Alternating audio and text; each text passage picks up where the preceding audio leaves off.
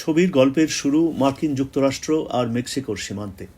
একটি অতি বাম বিপ্লবী গোষ্ঠী ফ্রেঞ্চ 75-এর দুই সদস্য প্যাট কালহুন আর পারফিডিয়া বেভারলি হিলস তাদের সশস্ত্র দল নিয়ে একটি অভিবাসী বন্দি শিবিরে আক্রমণ চালায়। তাদের লক্ষ্য সেখানে আটক থাকা লাতিনো অভিবাসীদের মুক্ত করা।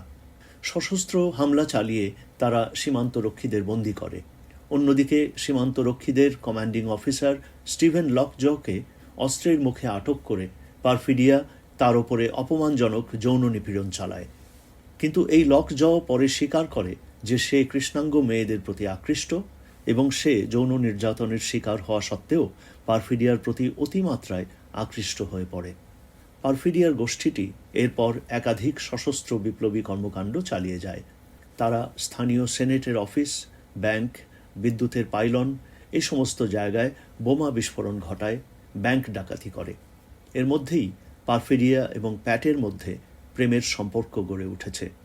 পারফিডিয়া একটি আদালত ভবনের টয়লেটে বোমা পেতে রাখতে যায়, আর এই সময় লকজ তাকে দেখে ফেলে। কিন্তু লকজ বলে যে পারফিডিয়া যদি তার সঙ্গে যৌন মিলন করতে রাজি হয় তাহলে সে তাকে ছেড়ে দেবে। পারফিডিয়া এতে রাজি হয়ে যায় এবং লকজ তাকে ছেড়ে দেয়। এরপর একটি হোটেল কক্ষে পারফিডিয়ার সঙ্গে যৌন মিলন করে লকজ। কিছুদিন পর পারফিডিয়া গর্ভবতী হয়ে পড়ে। তবে বিপ্লবী সংগঠনে তার কর্মকাণ্ড এজন্য থেমে থাকে না।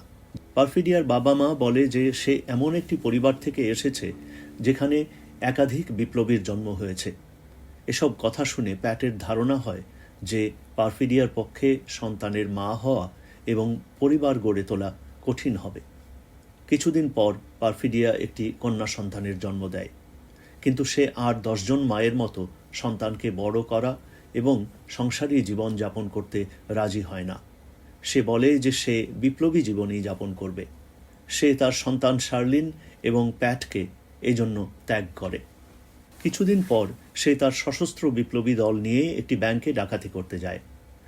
সেখানে উত্তেজনার মাথায় সে গুলি করে বসে এবং তাতে ব্যাংকের একজন নিরাপত্তারক্ষী নিহত হয়। দলের অন্যরা পালিয়ে যেতে সক্ষম হলেও পারফিডিয়া পুলিশের হাতে ধরা পড়ে। খুনের দায়ে তার দীর্ঘমেয়াদী জেল হওয়া নিশ্চিত। কিন্তু স্টিফেন লকজ তাকে বলে যে যদি সে ফ্রেঞ্চ 75 দলের অন্য বিপ্লবী সদস্যদের নাম এবং তারা কোথায় আছে সেই তথ্য পুলিশকে জানিয়ে দেয়, তাহলে লকজ তাকে কারাবাস থেকে বাঁচিয়ে দিতে পারবে। পারফিডিয়া তাতে রাজি হয়, আর তার দেয়া তথ্যের বিনিময়ে তাকে কর্তৃপক্ষ থেকে উচ্চ নিরাপত্তা দেওয়া হয়।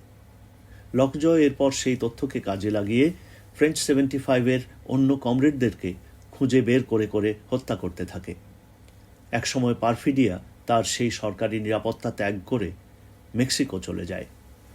অন্যদিকে পারফিডিয়ার মেয়ে শার্লিন আর স্বামী প্যাটকে জাল পরিচয়পত্রের ব্যবস্থা করে দেয় ফ্রেঞ্চ 75-এর একজন সদস্য হাওয়ার্ড সমারভিল। প্যাট আর শার্লিনের নতুন নাম হয় বব আর উইলা ফার্গুসন। ফ্রেঞ্চ 75-এর একজন যোগাযোগ বিশেষজ্ঞ তাকে 2টি ট্র্যাকিং ডিভাইস, কিছু গোপন পাসওয়ার্ড আর সাংকেতিক বার্তা শিখিয়ে দেয়, যা দিয়ে পলাতক অবস্থাতেও বিপ্লবী দলের সদস্যদের মধ্যে যোগাযোগ রাখা যাবে। এর পরের ঘটনা 16 বছর পরের। বব ফার্গুসন এখন ক্যালিফোর্নিয়ার বাকটান ক্রসের একটি জঙ্গলের মধ্যে এক বাড়িতে থাকে। এই শহরটিতে অভিবাসীদের ওপরে আমেরিকার ফেডারেল সরকারের নজরদারি তেমন একটা নেই। বব ফার্গুসন এখানে তেমন কোনো সরকারি সেবাও নেয় না এবং এর ফলে তারা পুলিশের নজরদারির বাইরে থাকতে সক্ষম হয়। বব ইতোমধ্যে মাদকাসক্ত হয়ে পড়েছে। তার মেয়ে উইলা এখানেই একটি স্কুলে পড়ে এবং কারাতে শেখে। সে বাবার মাদক সেবন করাকে ভালো চোখে দেখে না। তবে সে তার মা পারফিডিয়ার ব্যাপারে যে সমস্ত গল্প শুনেছে তাতে তার ধারণা হয়েছে যে তার মা একজন অসামান্য বীর নারী ছিল। অন্যদিকে অভিবাসন বিরোধী কর্মকাণ্ডে সাফল্য দেখানোর জন্য স্টিভেন লকজ এখন মার্কিন নিরাপত্তা সংস্থাগুলোর মধ্যে এক প্রভাবশালী ব্যক্তিত্বে পরিণত হয়েছে। তার কর্নেল পদে পদোন্নতি হয়েছে।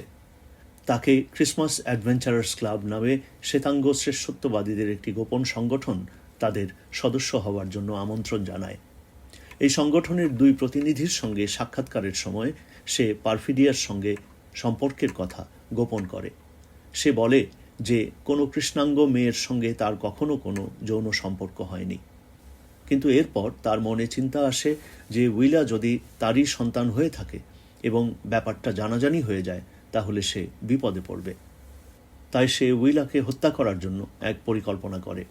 সে হাওয়ার্ড সমারভিলকে ধরার জন্য আভান্টি কিউ নামে একটি ভাড়াটে গোষ্ঠীকে নিয়োগ করে, যাতে ফ্রেঞ্চ 75-এর মধ্যে আতঙ্ক সৃষ্টি হয়। লকজ ঠিক করে যে কোনো উপায়ে হোক উইলা আর ববকে তার ধরতেই হবে। কিন্তু সরাসরি একটি 14-15 বছরের মেয়েকে ধরার জন্য তার পক্ষে একটা অভিযান চালানো সম্ভব নয়। সেই জন্যই আসল উদ্দেশ্য গোপন রেখে সে বাকটান ক্রসে অভিবাসী এবং মাদক ব্যবসার বিরুদ্ধে এক অভিযান শুরু করে। উইলার স্কুলে ছাত্রছাত্রীদের একটি নাচের অনুষ্ঠান চলার সময় সেইখানে নিরাপত্তা বাহিনী অভিযান চালায়। কিন্তু ফ্রেঞ্চ 75-এর আরেকজন কর্মী ডিয়ান্ড্রা সৈন্যরা আসার আগেই উইলাকে সেখান থেকে বের করে নিয়ে যায়। নিরাপত্তা বাহিনী উইলার বন্ধুবান্ধবীদেরকে জিজ্ঞাসাবাদ করে, কিন্তু তারা উইলার কোনো ফোন নাম্বার বের করতে পারে না। ববের বাড়িতেও সৈন্যরা এই একই সময়ে আক্রমণ চালায়, কিন্তু তার আগেই ফ্রেঞ্চ 75-এর লোকেরা তাকে সতর্ক করে দেয়। বব একটা সুড়ঙ্গের ভেতর দিয়ে পালাতে সক্ষম হয়। সে জানতে পারে না যে উইলাকেও তাদের সংগঠনের আরেকটি গ্রুপ নিরাপদে বের করে নিয়ে গেছে। তাই ববের ধারণা হয় যে সৈন্যবাহিনী নিশ্চয়ই উইলাকে আটক করে ধরে নিয়ে গেছে। তাই সে একটা পে ফোন থেকে ফ্রেঞ্চ 75-এর বিভিন্ন সদস্যের সঙ্গে যোগাযোগের চেষ্টা করে, কিন্তু তারা যখন শুরুতেই পাসওয়ার্ড জানতে চায় তখন সে তা বলতে পারে না, আর তাই তারা বারবার লাইন কেটে দিতে থাকে। অন্যদিকে পালানোর সময় উইলার এক কারাতে টিচার এবং কমিউনিটি লিডার তাকে সাহায্য করে, কিন্তু বব পালানোর সময় বাড়ির ছাদ থেকে নিচে পড়ে যায় এবং নিরাপত্তা বাহিনী তাকে আহত অবস্থায় গ্রেফতার করে। ডিয়ান্ড্রা এর মধ্যে উইলাকে নিয়ে যায় বিপ্লবী নানদের একটি কনভেন্টে। সেখানে তাকে জানানো হয় যে তার মা পারফিডিয়া কিভাবে তাদের সাথে প্রতারণা করে ফ্রেঞ্চ 75-এর সদস্যদের নাম ঠিকানা পুলিশকে জানিয়ে দিয়েছিল। অন্যদিকে ক্রিসমাস অ্যাডভেঞ্চারার্স প্রমাণ পেয়ে যায় যে লকজ এবং পারফিডিয়ার মধ্যে আসলেই যৌন সম্পর্ক হয়েছিল। তখন তারা লকজ এবং উইলা দুজনকেই হত্যা করার নির্দেশ দেয় এবং এজন্য টিম স্মিথ নামে একজন সদস্যকে তাদেরকে হত্যার দায়িত্ব দিয়ে পাঠানো হয়। লকজ ইতিমধ্যেই সেই কনভেন্টে আক্রমণ চালিয়ে ডিয়ান্ড্রা এবং উইলা দুজনকেই গ্রেফতার করে। লকজ এরপরে জানার চেষ্টা করে যে উইলা আসলেই তার ঔরসজাত মেয়ে কিনা। সে উইলার সামনেই তার নিজের এবং উইলার মুখের লালা নিয়ে ডিএনএ টেস্ট করে। তাতে সে নিশ্চিত হয় যে উইলা আসলে লকজরই সন্তান।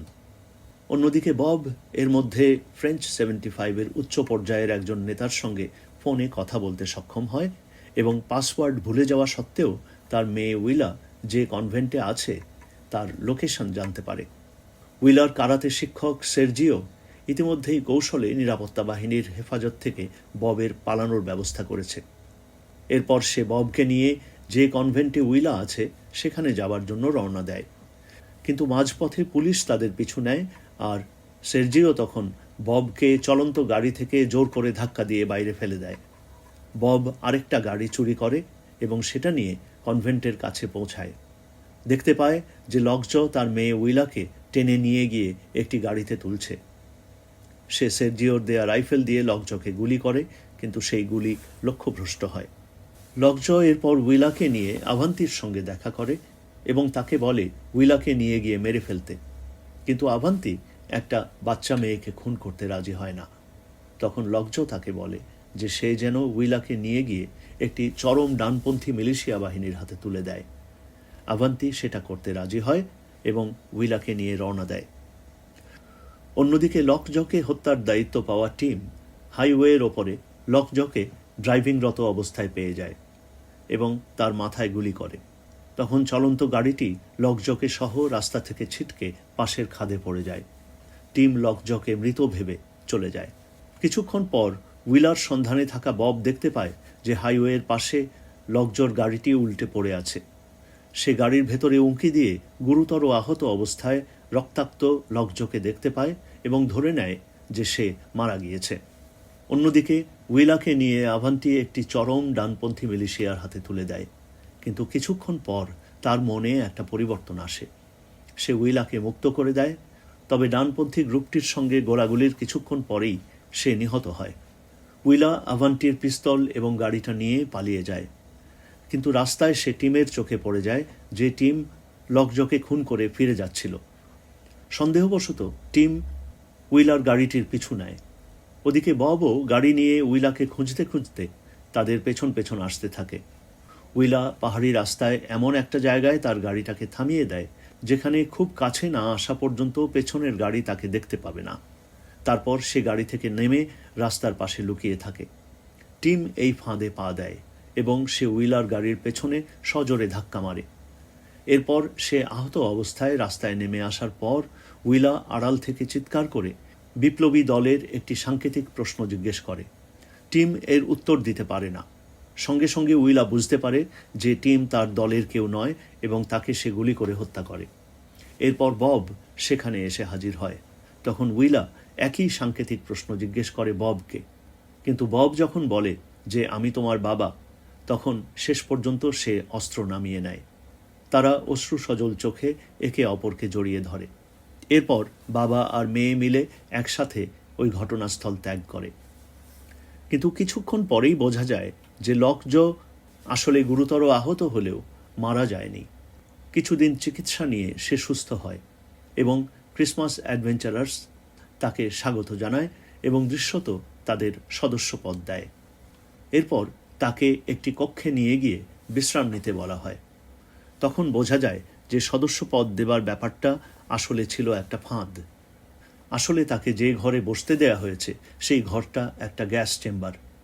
ওই চেয়ারে বসা অবস্থাতেই কিছুক্ষণের মধ্যে লকজ বিষাক্ত গ্যাসে আক্রান্ত হয়ে মারা যায় এবং তার মৃতদেহটি এরপর পুড়িয়ে ফেলা হয়। অন্যদিকে বব উইলাকে নিয়ে বাড়ি ফিরে আসে। সে বলে যে তার কাছে পারফিডিয়ার লেখা একটি চিঠি আছে, যা উইলার কাছেই লেখা। সে তার মেয়ের হাতে মায়ের চিঠিটি তুলে দেয়। চিঠিতে পারফিডিয়া তার কৃতকর্মের জন্য অনুশোচনা প্রকাশ করে এবং অঙ্গীকার করে যে কিছুদিনের মধ্যেই সে ফিরে এসে পরিবারের সঙ্গে মিলিত হবে। এই সময় উইলার কাছে একটি বার্তা আসে। সে বার্তাতে বলা হয় যে ওকল্যান্ডে একটি বিক্ষোভ হচ্ছে, সেখানে যোগ দেবার জন্য ফ্রেঞ্চ 75-এর সদস্যদের ডাক দেয়া হচ্ছে। উইলা তখনই সেই বিক্ষোভে যোগ দেবার জন্য ওকল্যান্ডের পথে রওনা দেয়। উইলার বাবা মা যে লড়াই থেকে অনেক দূরে সরে এসেছে, সেই লড়াই আসলে শেষ হয়নি। তারই আরেক পর্বে যোগ দিতে এখন ওকল্যান্ডের দিকে যাচ্ছে তাদেরই মেয়ে। তার এই যাত্রার ভেতর দিয়েই ছবিটির সমাপ্তি হয়।